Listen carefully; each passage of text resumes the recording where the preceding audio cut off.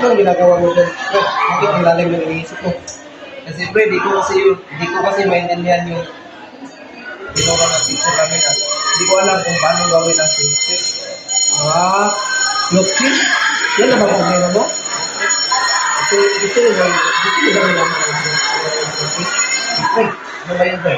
Tignan natin to. Ang hypnosis o buod ay isang uri ng laging nakalimitang ginagamit sa mga akdang nasa tekstong naratibo, tulad ng kwento, salaysay, nobela, parabola, talumpati at iba pang anyo ng panitikan. Ang buod ay maaaring isulat ng isang talata o higit pa o maging ng ilang pangungusap lamang.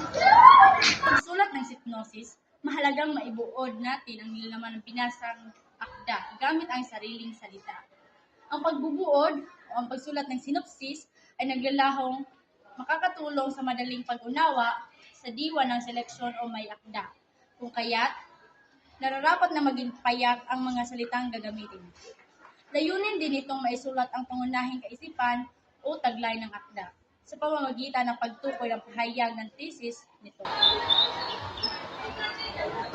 Ito ang mga hakbang sa paggamit ng isang synopsis.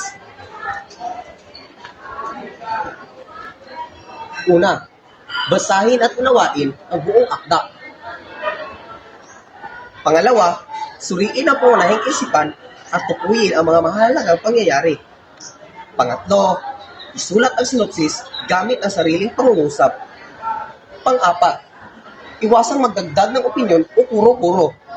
Ikalima, gamitin ang payak at madaling unawain na pananalita. Narito ang mga dapat tandaan sa pagsulat ng synopsis. Una, gamitin ang sariling salita. Pangalawa, buod ang pangunahing kaisipan.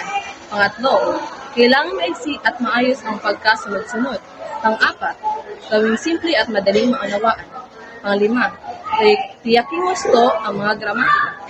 Pang-anim, kailangang tumpak ang mga detalye. At panghuli, iwasan ang paglalagay ng sariling opinyon.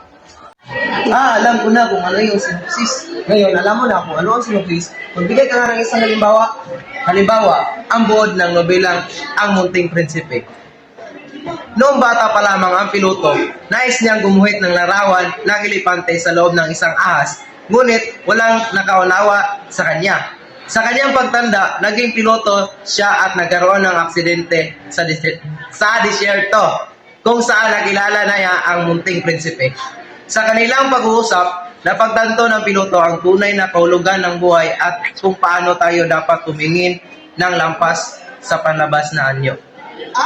Alam mo na kung ano ang synopsis. Oo nga, alam ko na. So, tayo na.